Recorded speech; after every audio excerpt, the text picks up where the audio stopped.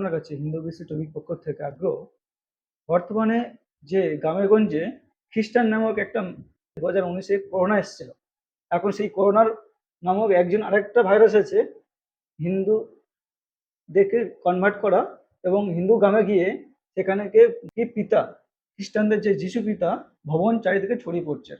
এটা প্রতিরোধ করার জন্য হিন্দু সমাজের কাছে কি বার্তা দেবেন, বা এটা থেকে আমাদের কি সর্বনাশ হতে পারে, এটা একটু বার্তা দিন সমাজের কাছে। সত্যি কথা বলতে এই বিষয়ের উপরে আমরা অনেক কাজ করে চলেছি। ভারত সেবাশ্রম সংঘ সনাতন বৈদিক হিন্দু ধর্মের রক্ষার জন্য আমাদের সমুদ্র হিমাচল সর্বত্র সংঘের সর্বত্যাগী সন্ন্যাসীগণ অক্লান্ত পরিশ্রম করছে এই সনাতন হিন্দু ধর্মকে রক্ষা করার জন্য। আমরা বিশেষ করে হিন্দু অধ্যুষিত এলাকাগুলোতেই এই সমস্যাগুলো বেশি হয়। কোনো মুসলমান পাড়ায় বা এরিয়াতে কিন্তু ওরা যায় না। একটাই কারণ, ওরা জানে সনাতন হিন্দু ধর্মাবলম্বীরা ধর্মভীরু, তাই তারা পাপের ভয় পায়। তারা বলে যে এসে আমাদের পিতা, আগে শুনতাম যিশু পিতা ছিল, তারপরে দাদা হয়েছে। আমার মনে হয় না কিছুদিন বাদে হয়তো স্বামী হয়ে যাবে বা বর হয়ে যাবে, হয়তো হতেই পারে, কারণ পিতার থেকে দাদা হতে পারে, দাদার পরে আবার কত কিছু সবার ঘরে চলে আসতে পারে। তো এইরকম আমরা দেখছি, অনেক জায়গাতেই দেখছি। তার ফলস্বরূপ এখানে আমাদের মেডিকেল চলে, আমরা সেখানে দেখেছি যে অষ্টম শ্রেণীতে একটা মেয়ে পড়াশোনা করছে, সে ওই যিশু দাদার ভবনে যেতে যেতে যিশু দাদার কৃপাতে কিনা বা অন্য দাদার কোনো কৃপাতে সে গর্ভবতী হয়েছে, প্রেগনেন্ট হয়েছে। এখানে তার অনেক প্রমাণ আছে। 48 বছরের বিধবা মহিলাও এই যিশু পিতা বা দাদার ভবনে যেতে যেতে প্রেগনেন্ট হয়েছে। এখন কি কারণে তিনি গর্ভবতী হলেন, যিশু দাদা দিয়েছেন বা যিশু দাদার ভাই বা বোন এসে দিয়ে গেছে কিনা আমি জানি না, তবে এরকম হচ্ছে।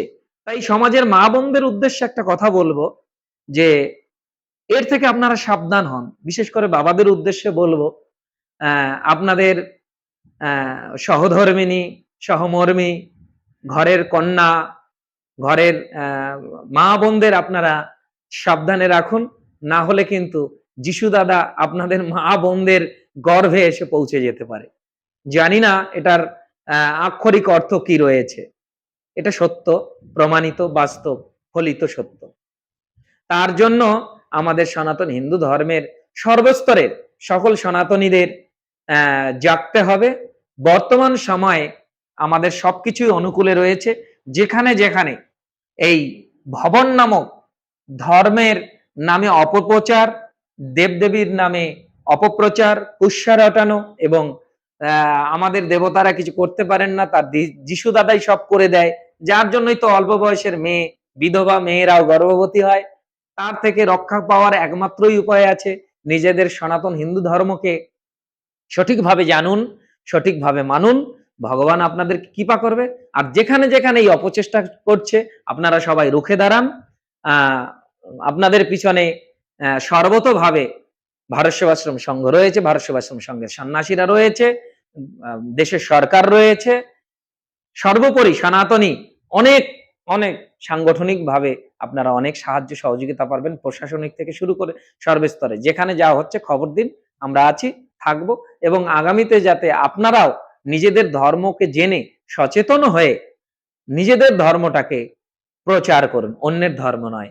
যারা এই সনাতনী হয়েও এই অপপ্রচারে নিজেদের জীবনকে সামান্য স্বার্থের লোভে, সামান্য কিছু টাকা পয়সা থেকে শুরু করে সামান্য সামান্য কিছু সুযোগ সুবিধা পাওয়ার জন্য নিজের ধর্মকে পরিত্যাগ করে অন্যের ধর্মকে আঁকড়ে ধরেছেন, বলছে শাস্ত্র বলছে, ভগবান শ্রীকৃষ্ণ গীতায় বলেছেন, স্বধর্মে নিধানাং শ্রেয়, পরধর্ম ভয়াবহ।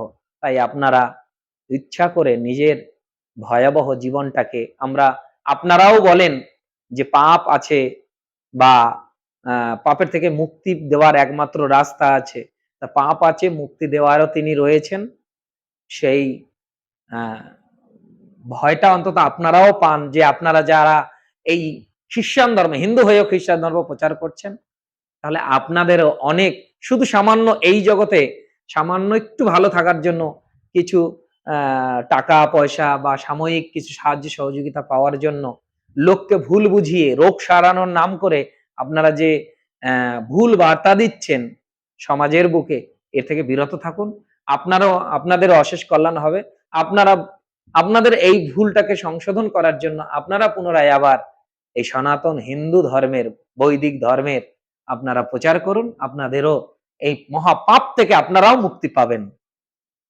আর আমাদের সনাতনী ভাই বোনদের সবাইকে উদ্দেশ্য করে বলছি, নিজের ধর্মে কে সম্মান করুন, শ্রদ্ধা করুন, ভক্তি করুন, বিশ্বাস রাখুন, ভগবান আপনাকে রক্ষা করবেন। অশেষ কল্যাণ হবে আমাদের সকলের।